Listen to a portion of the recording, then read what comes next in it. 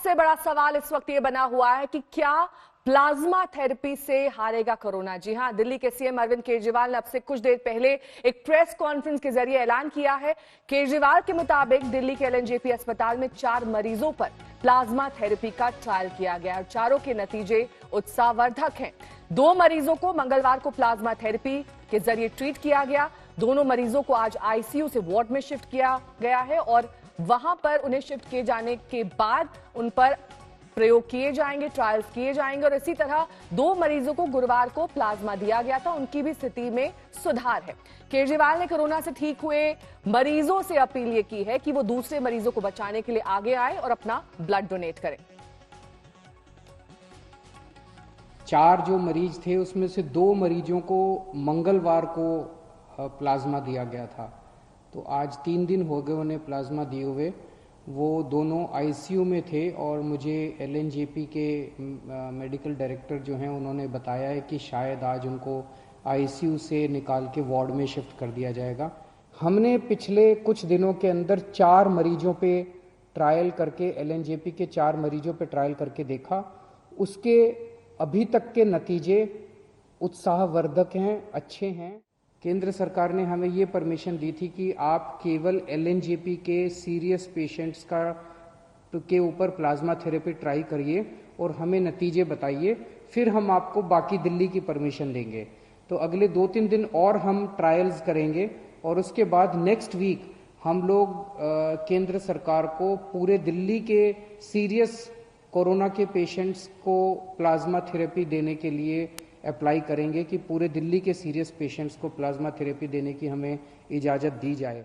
जैसे डॉक्टर साहब ने कहा, इसमें सबसे अहम रोल डोनर का है, जो कोरोना से ठीक हो गया और वो आके अपना प्लाज्मा डोनेट करता है। हमारी जितने लोग अभी ठीक होके गए हैं उन सब लोगों से हाथ जोड़ के निवेदन है कि आप अब दूसरे लोगों की जान बचा सकते हैं। तो एक एक व्यक्ति जो ठीक होके गया है उसकी जिम्मेदारी बनती है कि वो दूसरों के काम आए। और जब मैं कह रहा हूँ जान बचा सकते हैं, तो आपका प्लाज्मा, आपके खून से लिया हुआ प्लाज्मा केवल और केवल उन्हीं पेशेंट्स को दिया जा रहा है जो बहुत सीरियस हैं। अगर आप प्लाज्मा ना दें तो हो सकता है उनकी मौत हो जाए। तो एक्चुअली आप एक आदमी की जिंदगी बचाएंगे। तो अरविंद केजरीवाल की ओर से बेहद अहम अपील कि जो लोग ठीक हुए हैं वो अपना ब्लड डोनेट करें ताकि उनके प्लाज्मा का इस्तेमाल दूसरों को ठीक करने के लिए किया जा सके। बहरहाल इस प्रेस कॉन्फ्रेंस में आईएलबीएस के निदेशक डॉक्टर एसके सरीन भी मौजूद थे। उन्होंने विस्तार से प्लाज्मा थेरेपी की जानकारी दी। डॉक्टर सरीन के मुताबिक कोरोना के 3 चरण होते हैं। दूसरे चरण में अगर मरीज को प्लाज्मा थेरेपी मिल जाए तो वो कारगर साबित हो सकती है। फेजेस होते हैं बीमारी के। पहला फेज है जिसे हम वायरस फेज कहते हैं, जिसमें वायरस शरीर के अंदर आता है, वायरस बढ़ता जाता है, कभी यहाँ जाता है कभी कहाँ। सेकंड फेज होता है जिसे पल्मोनरी फेज कहते हैं, जिसमें लंग के अंदर इंजरीज आने लग जाती हैं और उसके कारण उसको ब्रीदिंग की डिफिकल्टी, सांस की डिफिकल्टी। और थर्ड फेज जो होता है जिसमें साइटोकाइन रिलीज होते हैं, मतलब शरीर ऐसे सारे चीज़ें प्रोड्यूस करता है कि वायरस को अपन मार सके। तो अगर वो थर्ड स्टेज में मरीज आता है तो उसके ऑर्गन फेलियर की स्टेज हो जाती है, वो लेट स्टेज हो जाती है। सेकेंड स्टेज में मरीज आता है जिसमें लंग के अंदर इन्फेक्शन है पर बाकी ऑर्गन्स चल रहे हैं। उस थेरेपी के अंदर, उस स्टेज के अंदर अगर अपन प्लाज्मा दें तो हम वायरस को भी कम कर सकते हैं और हम ऑर्गन फेलियर्स को बचा सकते हैं। फर्स्ट स्टेज में पकड़ में नहीं आता, उससे मतलब जैसा सीएम साहब ने कहा, हमें सिर्फ प्रिवेंशन और अर्ली डिटेक्शन पे है। तो यहां पर डॉक्टर सरीन ये बताते हुए कि प्लाज्मा थेरेपी दरअसल क्या है, किस तरीके से ये काम करती है और इसके जो रिजल्ट्स आए हैं वो बेहद उत्साहवर्धक हैं। प्लाज्मा दान करने के लिए अपील की अरविंद केजरीवाल ने। वहीं डॉक्टर सरीन ने बताया कि डोनर को कोई खतरा नहीं होता है, इसलिए बढ़ चढ़कर इसमें हिस्सा लीजिए। अगर आप कोरोना पॉजिटिव पाए गए थे और आप ठीक हो गए हैं तो आपके ब्लड में इस प्लाज्मा को इस्तेमाल किया जा सकता है दूसरों को ठीक करने के लिए। पहला चरण जब वायरस अटैक करता है, दूसरा चरण पल्मोनरी फेज इसे कहते हैं, फेफड़े को नुकसान होता है, सांस लेने में तकलीफ होती है और इस दौर में प्लाज्मा थेरेपी कारगर साबित होती है। हमारे साथ इस वक्त संगीता पाठक जी जुड़ गई हैं, डॉक्टर हैं, ये मैक्स हेल्थ केयर में सीनियर कंसल्टेंट है। डॉक्टर पाठक, बहुत बहुत स्वागत है आपका आज तक पे। सबसे पहले आपसे यही जानना चाहेंगे कि आपने भी प्लाज्मा थेरेपी पे काम किया है, आपने इसका इस्तेमाल किया है और एक पेशेंट भी ठीक हो गया है प्लाज्मा थेरेपी के जरिए। कितने उत्साहवर्धक हैं इसके रिजल्ट्स? और आज जिस तरह से अरविंद केजरीवाल ने अपनी प्रेस कॉन्फ्रेंस में 4 मरीजों को प्लाज्मा थेरेपी से ठीक करने की जानकारी दी, उससे कितनी सहमत हैं आप? क्या आगे भी इसी तरह के पॉजिटिव रिजल्ट्स आते रहेंगे डॉक्टर साहब? बिल्कुल, और आज जो रिजल्ट्स आए वो तो हम सबके लिए बहुत ही एनकरेजिंग है। और हमने जो इस्तेमाल करा था अपने यहाँ पर, वो भी फर्स्ट केस हमने करा था, और उस केस में जो हमारा वो था पेशेंट, वो आज ठीक हो गया है। और ये जो रिजल्ट आया था, ये हम बहुत फिंगर्स क्रॉस्ड करके हमने करा था, क्योंकि हमें थोड़ा सा ये था बेनिफिट मिलेगा कि नहीं मिलेगा, दोनों चीजें हैं इसमें। और इस पेशेंट में ये बहुत बढ़िया वर्क करा, और आपने दूसरे भी आज 4 केसेस हमारे आ गए हैं जो ठीक हो रहे हैं। और ओवरऑल जो है मुझे लग रहा है जो कन्वालेसेंट प्लाज्मा थेरेपी अच्छा यूज होगा हमारे देश में इसका।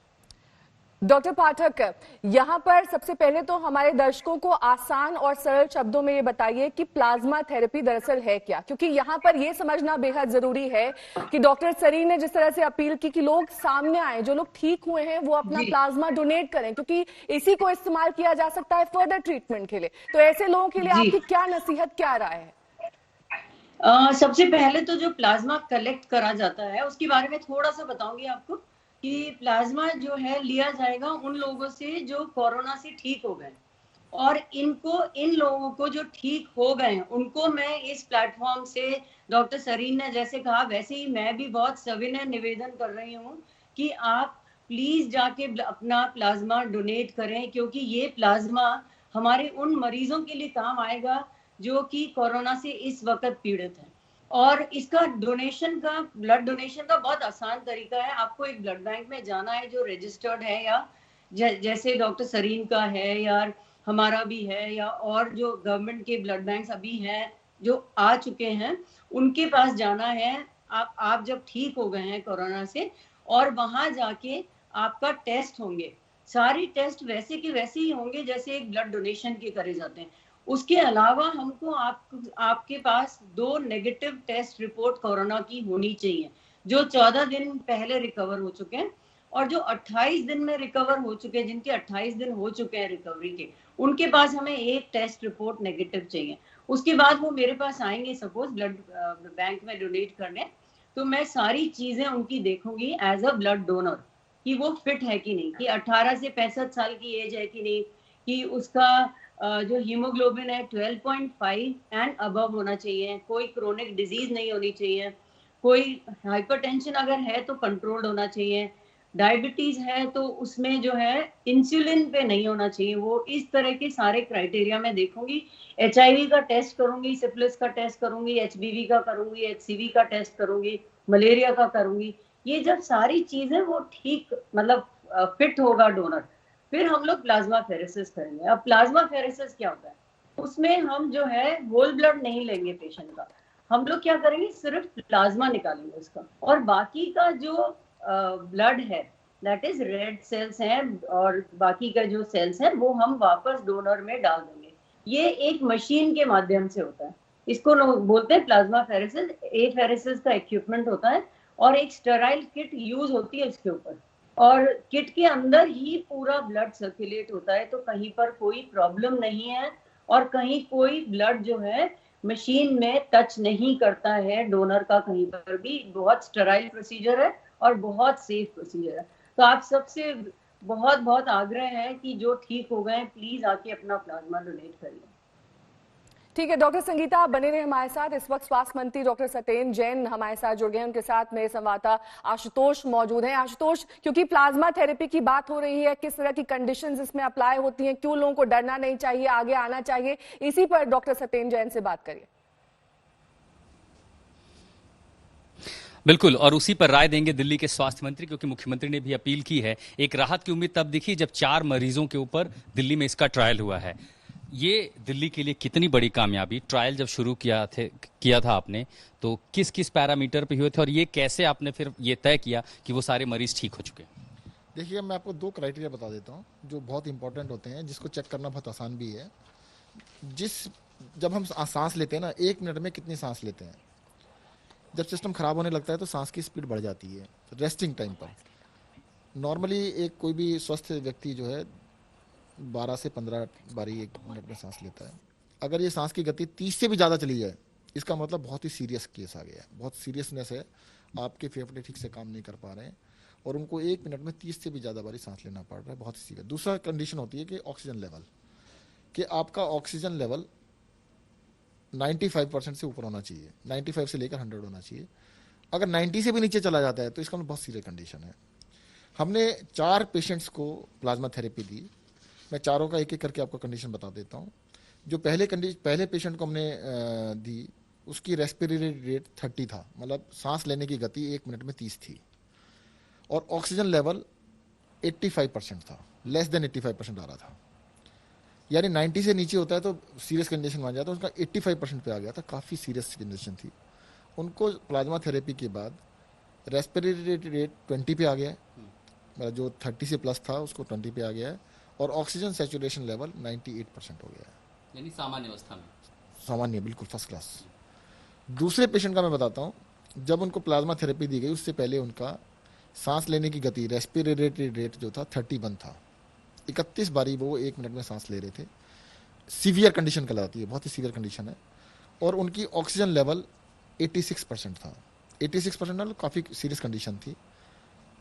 ऑक्सीजन प्लाज्मा थेरेपी देने के बाद उनका रेस्पिरेटरी रेट 22, सांस लेने की गति 22 पे आ गई और ऑक्सीजन सैचुरेशन 96% पे आ गया है, यानी 95 से ऊपर नॉर्मल होता है तो नॉर्मल पे आ गया है। दोनों पेशेंट बिल्कुल ठीक हैं और वो आईसीयू से शिफ्ट आज उनको कर दिया जाएगा, नॉर्मल वार्ड में पहुंच जाएंगे, बिल्कुल ठीक है। 2 पेशेंट्स को कल दिया गया है, उनके भी बहुत ही उत्साहवर्धक रिजल्ट आए हैं। उसमें से थर्ड पेशेंट को जब प्लाज्मा थेरेपी दी गई उससे पहले उनकी रेस्पिरेटरी रेट 30 थी, 30, जो प्लाज्मा थेरेपी के बाद अगले दिन 24 पे आ गई है। ऑक्सीजन सैचुरेशन 85% थी, ऑक्सीजन लेवल 95% पहुंच गया। तो अगर मैं इसे ये कहूं कि क्या ये जो प्लाज्मा थेरेपी है ये कोरोना के इस दौर में संजीवनी बनकर सामने आई है? इनिशियल एक्सपेरिमेंट्स तो यही बता रहे हैं, इनिशियल एक्सपेरिमेंट बता रहे हैं कि वाकई में इससे काफ़ी ठीक हो सकता है।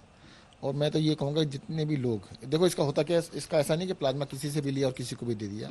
प्लाज्मा डोनर वही हो सकते हैं जो कि इस बीमारी से ग्रसित थे और ठीक हो गए, उनके शरीर में एंटीबॉडीज बनती हैं। जो भी क्या वो एंटीबॉडीज आम इंसानों के मुकाबले ज्यादा मजबूत होती हैं?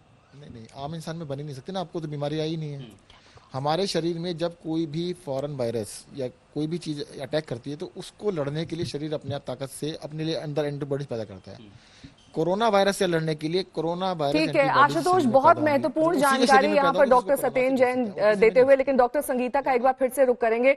डॉक्टर संगीता, आपने बहुत सारे मानक, बहुत सारी कंडीशंस यहाँ पर बताई जिनका ध्यान रखा जाता है जब प्लाज्मा थेरेपी की जाती है, लेकिन बहुत से लोगों के मन में ये संशय रहता है कि अगर हम प्लाज्मा थेरेपी के लिए जाते हैं तो कितना सुरक्षा का ध्यान रखा जाएगा।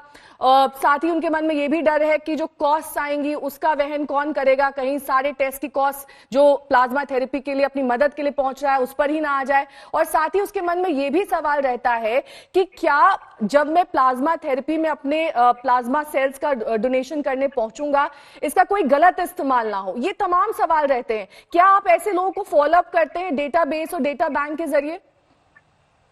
अच्छा, ये जो सुरक्षा की अगर आप बात कर रही हैं तो प्रोसेस तो जो पूरा प्रोसेस है वो बहुत ही सेफ है, उसमें कोई आपको परेशानी नहीं होगी, कहीं कुछ नहीं होगा। कॉस्ट की अगर आप बात कर रही हैं तो डोनर से तो कोई कॉस्ट का मतलब ही नहीं है। डोनर तो आ रहा है हमारे को डोनेट करने के लिए, तो उसके ऊपर चाहे वो टेस्ट की कॉस्ट है, चाहे वो कोरोना हम वापस कोविड का टेस्ट करवाएंगे, उसको अपनी तरफ से कहीं कोई कॉस्ट बेयर नहीं करनी है। ये बहुत एकदम आपसे मैं बात बता रही हूँ कि बिल्कुल भी कहीं भी कोई कॉस्ट बेयर नहीं करनी है। बाकी और सेफ्टी की एक बात और बोलूंगी, क्योंकि अभी हमें सोशल डिस्टेंसिंग का बहुत ध्यान रखना है। सब जगह हमको बोला जा रहा है सोशल डिस्टेंसिंग, और अपने हाथों को बार बार आपको स्टरलाइज करना है या धोना है। तो ये 2 चीजों का ध्यान आप जब भी बाहर जाएं, चाहे आप ब्लड बैंक जा रहे हैं और चाहे आप कहीं और जा रहे हैं, ये 2 चीजों का आप विशेष ध्यान रखिए, तो आपको कोई कुछ प्रॉब्लम नहीं होने वाली है। और ब्लड बैंक में आके इस तरह का कोई प्रॉब्लम नहीं है, डोनर के लिए कोई प्रॉब्लम नहीं है बिल्कुल भी, और कोई कॉस्ट इन्वॉल्व नहीं है डोनर के लिए, बिल्कुल भी इन्वॉल्व नहीं। कोरोना के इस दौर में कई पहलू हैं जिनमें आप सबकी दिलचस्पी, हर कोई यही जानना चाहता है कि क्या 3 मई को लॉकडाउन खत्म हो जाएगा, क्या 4 मई से हर कोई वैसी ही जिंदगी जी पाएगा जैसी लॉकडाउन के पहले थी।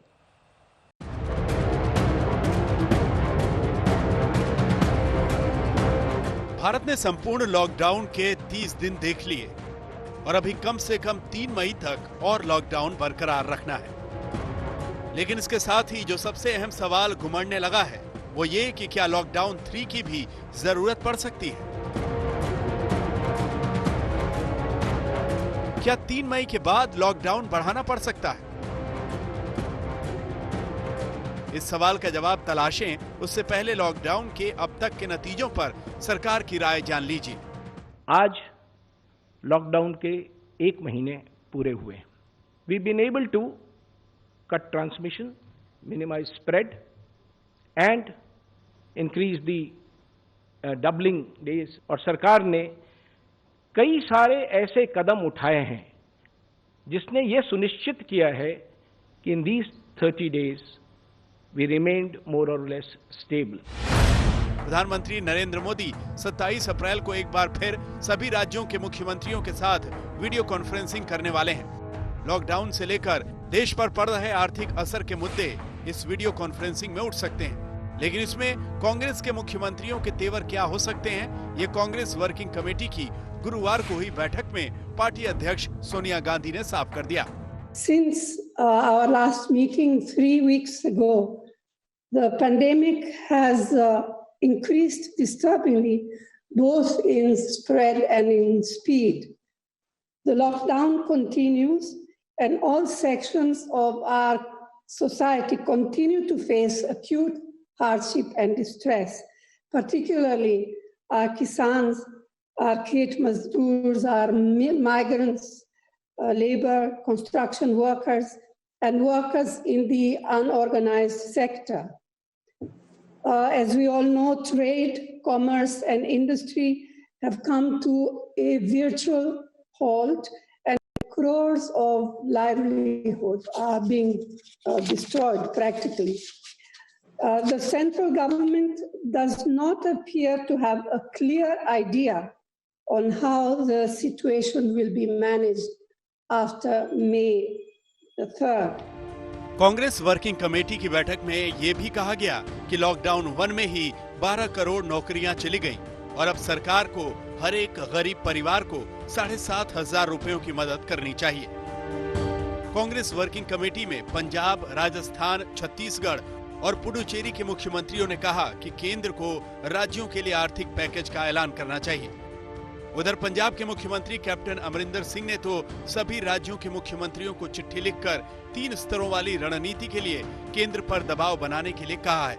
अमरिंदर सिंह ने मुख्यमंत्रियों को लिखा है, भारत सरकार को राज्यों को 3 महीने का विशेष कोविड रेवेन्यू ग्रांट देना चाहिए।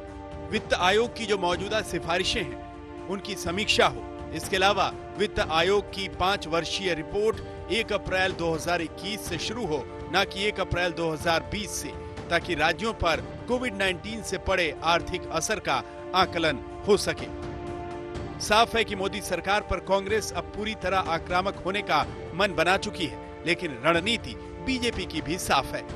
पार्टी लॉकडाउन पर सरकार, खासकर प्रधानमंत्री नरेंद्र मोदी की वाहवाही का कोई मौका गंवाना नहीं चाहती। केंद्रीय गृह मंत्री अमित शाह ने ट्वीट किया है कि सच्चाई खुद सबूत दे रही है। पूरी दुनिया प्रधानमंत्री की तारीफ कर रही है। जिस तरह वो कोविड-19 महामारी से निपट रहे हैं, भारतीयों और दुनिया भर की मदद कर रहे हैं। हर भारतीय सुरक्षित महसूस कर रहा है और उनके नेतृत्व पर भरोसा करता है। अमित शाह का ये ट्वीट लगभग उसी समय आया जब सोनिया कांग्रेस वर्किंग कमेटी में सरकार पर हमले कर रही थी। कांग्रेस समाज में जानबूझकर भेद तैयार कर रही है और ये भेद समाज को तकलीफ देता है, जबकि उनको सकारात्मक राजनीति का परिचय देने का एक मौका था कि वो आगे आते, सपोर्ट करते और सरकार को अनेक बैठकों में उनको बुलाते, तब सुझाव भी देते। लेकिन ये केवल पब्लिक स्टेटमेंट और समाज में भेद तैयार करने वाले जो भारत पर टिप्पणियां हमेशा करते हैं, वो भी ऐसे ही विषय रखते हैं, वैसे ही विषय कांग्रेस रखती है। अब जब कोरोना पर लड़ने की रणनीति को लेकर आर पार की राजनीति छिड़ गई है, तो सवाल लॉकडाउन 3 का और गंभीर हो जाता है। 3 मई के बाद की रणनीति क्या होगी, ये सरकार को तय करना है, लेकिन एक्सपर्ट्स मानते हैं कि अभी लॉकडाउन खोलने का समय नहीं आया है। First of all, I understand that everybody wants to get back to normal. I understand we want to resume our economic activity. But please, I really urge you, don't rush this, because if you rush going back to work, if you rush lifting the lockdown, and you have a second wave of the infection, then that could be even worse than the first wave. So, and then it's going to cost, you're going to have to go all the way back to the very beginning of your lockdown. So you've invested so much time and effort in your current lockdown. Don't waste that time and effort that you've invested. Keep going with it as much as you possibly can until the end of a 10-week period. Lockdown कब तक रहे ये मंथन गंभीर है, लेकिन तेलंगाना अपनी ओर से 7 मई तक लॉकडाउन बढ़ाने का ऐलान कर चुका है और कई दूसरे राज्य कह चुके हैं कि प्रधानमंत्री मोदी जो भी फैसला लेंगे हम उनके साथ होंगे। दिल्ली से मौसमी सिंह और पौलमी शाह के साथ आज तक ब्यूरो। गुजरात में सब्जी के जरिए भी कोरोना फैलने के कई मामले सामने आए। अब सवाल यह है कि महामारी के इस दौर में सब्जियों को खरीदने का सही तरीका क्या है। हमने इस पर एक्सपर्ट से भी बात की। कोरोना को लेकर रोज कुछ नए मामले, कोई नई जानकारी और इस तरह की चीजों में सबसे ज्यादा जरूरी होता है कि आप सही जानकारी रखें, क्योंकि जानकारी ही बचाव है। इस समय CSIR के DG शेखर मांडे जी हमारे साथ हैं। सर, एक नया मामला आजादपुर मंडी में पहले एक जो सब्जी विक्रेता था उसकी मृत्यु कोरोना से, अब गुजरात में ऐसा मामला आ रहा है और लोग ऐसे डर रहे हैं कि सब्जियों को आखिर वो कैसे साफ करें कि उन्हें कोरोना का संक्रमण न।